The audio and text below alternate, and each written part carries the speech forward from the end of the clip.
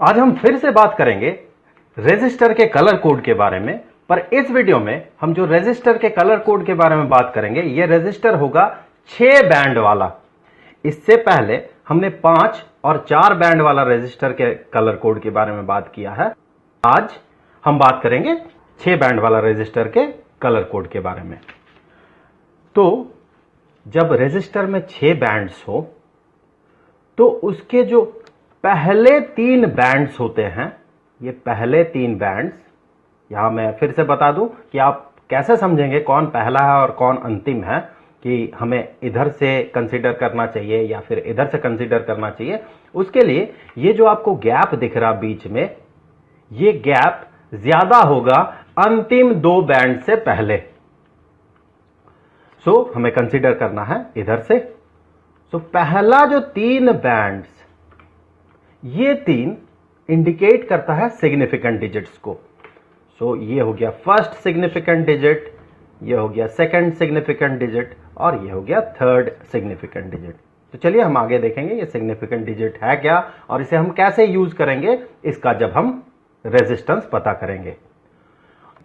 ये जो चौथा बैंड होता है, ये होता है मल्टीप्लायर। तो यहां मैं इन चारों बैंड्स से मिले हुए इंफॉर्मेशन को डिकोड कर देता हूं। तो पहला बैंड जो है, जो कि है फर्स्ट डिजिट, ये है रेड। तो देखिए रेड का जो वैल्यू है, आप इस फिगर से देखिए, ये है 2। तो हम यहां पर जो डिजिट लिखेंगे वो होगा 2। सेकंड जो बैंड है, इसमें कलर देखिए, ये है ऑरेंज। तो ऑरेंज का जो वैल्यू है वो है 3। तो हम यहां पर लिखेंगे 3। ये हो गया सेकंड सिग्निफिकेंट डिजिट। और थर्ड बैंड जो है, ये है ब्लैक, जो कि डिजिट है। तो ब्लैक का वैल्यू देखें, ये है 0। तो हम यहां पुट करेंगे 0। फिर देखें चौथा बैंड जो है, ये ग्रीन है, जो कि है मल्टीप्लायर। तो जब ग्रीन मल्टीप्लायर होगा तो इसका वैल्यू होगा 10 to the power 5। और जब ग्रीन डिजिट होगा तो इसका वैल्यू होगा 5। उसी तरह से अगर ये बैंड यहां पर अगर ग्रीन के जगह रेड होता तो उसका वैल्यू होता 10 to the power 2। तो यहां याद रखने के लिए देखें, जब कोई भी कलर डिजिट को इंडिकेट करेगा, मान ले रेड, तो वो 2 को अगर इंडिकेट करे, तो जब वो मल्टीप्लायर इंडिकेट करेगा तो वो 10 to the power 2 को इंडिकेट करेगा। आप इस फिगर में, इस चार्ट में किसी भी नंबर को या किसी भी कलर को देख ले तो आप यही पैटर्न पाएंगे। तो ग्रीन के लिए जब ये मल्टीप्लायर होता है तो ये होता है 10 to the power 5। तो यहां इसके साथ 10 to the power 5 आप मल्टीप्लाई कर दे।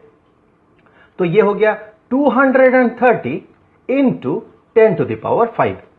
इतना ओहम इसका रेजिस्टेंस है। लेकिन यह पूरा नहीं हुआ है, अब 2 बैंड्स बाकी है। इन 2 बैंड्स का मतलब हम देखेंगे। तो ये जो 5वां बैंड है, ये 5वां बैंड ये रिप्रेजेंट करता है टॉलरेंस को। तो इससे पहले 2 वीडियो में हमने बात किया था, एक में 4 बैंड रेजिस्टर, एक में 5 बैंड रेजिस्टर। इन दोनों में हमने बात किया था कि ये टॉलरेंस क्या होता है। चलिए मैं फिर से इसे डिस्कस कर लेता हूं। टॉलरेंस होता है कि आपका जो ये रेजिस्टर है, जो कि इंडिकेट कर रहा है 230 into 10 to the power 5 ohm, ये कुछ डेविएट कर सकता है। Exactly 230 into 10 to the power 5 ohm नहीं होगा, ये कुछ कम ज्यादा हो सकता है। सो ये अगर बहुत प्रेसाइज हो, बहुत ही फाइनली ट्यून्ड हो, या फिर कहे फाइनली मेड अप हो, बहुत ही अच्छे तरीके से बनाया गया हो, तो इसका जो टॉलरेंस है, जो वेरिएंस है, ये कितना वैरी कर सकता है, ये जो वेरिएंस है ये कम होगा। अगर ये बहुत अच्छा रेजिस्टर हुआ तो इसका जो वेरिएंस है ये कम होना चाहिए। मान ले आपने 200 ओहम का एक रेजिस्टर खरीदा, आपने जब इसे सर्किट में लगाया और चेक किया तो आप पाए कि ये 200 नहीं है बल्कि 198 ओहम का है।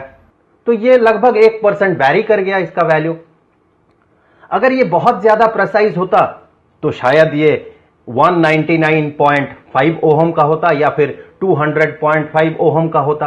तो हम कहते हैं इसका वेरिएंस कम है, इसका टॉलरेंस कम है, ये कम वैरी कर रहा है। जितना इसमें लिखा हुआ है, इसका वास्तविक जो रियल जो इसका रेजिस्टेंस है, वो जो लिखा हुआ है उससे ज्यादा वैरी नहीं कर रहा है। तो टॉलरेंस बताता है कि जो कोड बता रहा है, ये जो कलर कोड आपको जो बता रहा है रेजिस्टेंस, उससे इसका रियल वास्तविक रेजिस्टेंस जो है ये कितना वैरी कर सकता है। तो यहां पर देखें, यहां ये वायलेट कलर है और हम यहां देखेंगे टॉलरेंस में वायलेट कलर क्या इंडिकेट करता है। तो वायलेट कलर यहां पर ये बता रहा है 0.1%, प्लस माइनस 0.1%। यहीं पर अगर रेड होता तो ये टॉलरेंस हो जाता प्लस माइनस 2%, पर यहां पर इस फिगर के हिसाब से ये जो कलर है ये है वायलेट। तो वायलेट के लिए देखें, वायलेट के लिए जो टॉलरेंस है वो होता है 0.1%। तो ये जो रेजिस्टेंस है इतना से 0.1% आगे पीछे हो सकता है। सो हम यहां लिखेंगे प्लस माइनस 0.1%। एक बार हिसाब लगा के देख ले इसका 0.1% होगा कितना। तो वो हो जाएगा, हम कह सकते हैं ये हो जाएगा प्लस माइनस 0.23 इंटू 10⁵ ओहम। इस पूरे वैल्यू का 0.1% देखें इतना होगा।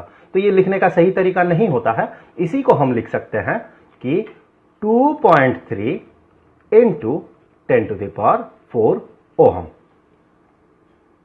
ये सिर्फ लिखने का तरीका हमने बदला, क्योंकि जब हम इस तरह से रिप्रेजेंट करते हैं किसी नंबर को 10 के मल्टीपल में या फिर 10 के पावर के मल्टीपल में, तो हम यहां पर जो नंबर रखते हैं ये 1 या उससे ज्यादा होता है और वो 10 से कम होता है। तो 0.23 हम नॉर्मली नहीं लिखते हैं, इसीलिए हमने 0.23 को यहां पर 2.3 में कन्वर्ट कर दिया और यहां पावर से हमने एक 10 उधार ले लिया।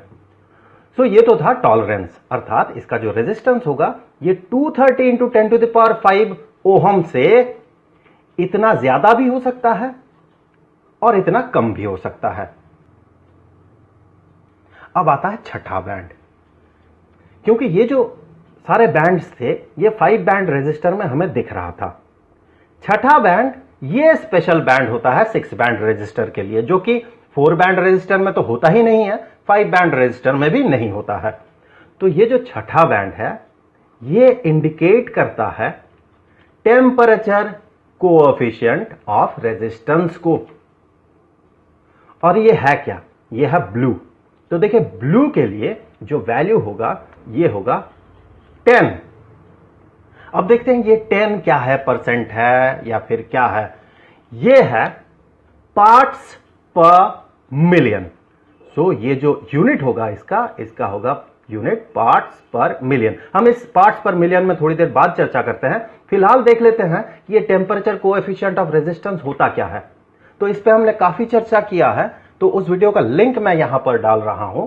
आपको सजेस्टेड वीडियो में दिखेगा वो वीडियो और आपको डिस्क्रिप्शन में भी उसका लिंक मिल जाएगा। मैं इन शॉर्ट बता देता हूं कि टेम्परेचर कोएफिशिएंट ऑफ रेजिस्टेंस का मतलब होता है कि अगर टेम्परेचर को हम बढ़ाते हैं, हमें पता है कि टेम्परेचर बढ़ाने से रेजिस्टेंस सेम नहीं रहेगा। कंडक्टर के लिए रेजिस्टेंस बढ़ जाता है और सेमीकंडक्टर के लिए रेजिस्टेंस घट जाता है। तो जब हम टेम्परेचर को बढ़ाएंगे तो रेजिस्टेंस में चेंज होगा, इस रेजिस्टर का रेजिस्टेंस में चेंज होगा। तो जिस रेट से टेम्परेचर बढ़ाने से रेजिस्टर के रेजिस्टेंस में चेंज होता है उसे हम कहते हैं टेम्परेचर कोएफिशिएंट ऑफ रेजिस्टेंस। और इसका यूनिट इस केस में जो हम यूज करते हैं वो है पार्ट्स पर मिलियन पर डिग्री सेल्सियस। तो फिजिक्स के स्टूडेंट के हिसाब से मैं यहां डिग्री सेल्सियस नहीं लिखूंगा, मैं यहां पर केल्विन लिखूंगा। सो पार्ट्स पर मिलियन पर केल्विन। अब ये पार्ट्स पर मिलियन है क्या? 1 मिलियन का कितना भाग? तो अगर छठा बैंड ब्राउन होता जो कि इंडिकेट करता 100 ppm अर्थात पार्ट्स पर मिलियन पर केल्विन, तो 100 ppm का मतलब क्या होता है? उससे पहले देखिए परसेंटेज का मतलब क्या होता है। ये 1% जो यहां आपको दिख रहा है इसका मतलब क्या है? 100 में 1, यही तो होता है परसेंट। ये 2% रेट के लिए क्या बता रहा है? 100 में 2। उसी तरह से 100 पार्ट्स पर मिलियन का मतलब होता है 1 मिलियन में 100। जैसे यहां पर 100 में 1 था, यह होगा मिलियन में 100। मिलियन होता क्या है? मिलियन होता है 1000 गुना 1000, जो कि बराबर है 10 लाख के, तो 10 लाख में 100, इसका मतलब होता है 100 ppm। तो परसेंटेज में अगर आप इसे कन्वर्ट करें तो आप पाएंगे ये जो वैल्यू होगा ये 0.01%। सो ये है 100 ppm पार्ट्स पर मिलियन पर केल्विन। इसका मतलब इसका जो रेजिस्टेंस आपको दिख रहा है, आपने जो इवैल्यूएट किया है, जिस टेम्परेचर में आप इसे इवैल्यूएट कर रहे हैं, अगर टेम्परेचर 1 केल्विन और बढ़ता है तो 1 मिलियन में अर्थात 10 लाख में 100 भाग इसका रेजिस्टेंस बढ़ जाएगा, या फिर कहें 0.01% इसका रेजिस्टेंस बढ़ जाएगा। अब इस रियल केस में आते हैं, जो यहां पर जो कलर है यह है ब्लू। तो ब्लू के लिए जो इसका टेम्परेचर कोएफिशिएंट ऑफ रेजिस्टेंस है यह है 10 ppm। सो यहां पर यह है 10 ppm पर डिग्री सेल्सियस या पर केल्विन। हमें पता है पर डिग्री सेल्सियस और पर केल्विन का मतलब सेम होता है। अगर किसी का टेम्परेचर 1 केल्विन बढ़ता है तो इसी को हम कह सकते हैं उसका टेम्परेचर 1 डिग्री सेल्सियस बढ़ा। तो पर डिग्री सेल्सियस और पर केल्विन का मतलब सेम होता है, लेकिन इसका मतलब यह नहीं कि 100 केल्विन बराबर 100 डिग्री सेल्सियस, नहीं, बिल्कुल नहीं।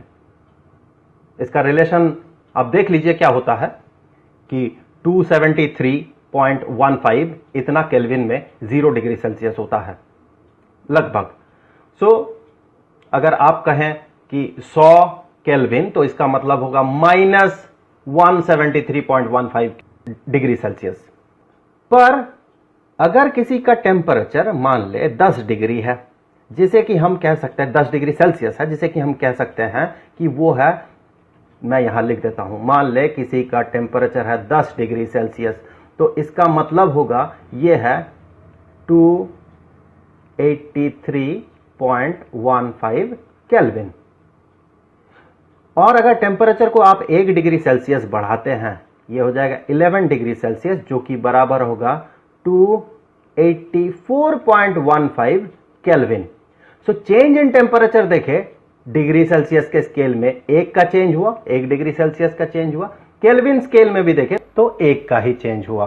सो 1 केल्विन का चेंज, जिसे कि हम पर केल्विन से इंडिकेट कर सकते हैं, वही बराबर हो जाएगा पर डिग्री सेल्सियस। तो ppm पर केल्विन को ppm पर डिग्री सेल्सियस भी हम कह सकते हैं, ये दोनों बराबर चीज है। तो अब आते हैं इसका मतलब क्या है, 10 ppm पर केल्विन। 10 ppm पर केल्विन का मतलब होगा, जो कि इस रेजिस्टर का 6th बैंड है ब्लू कलर, उसका मतलब है 10 ppm पर केल्विन या पर डिग्री सेल्सियस।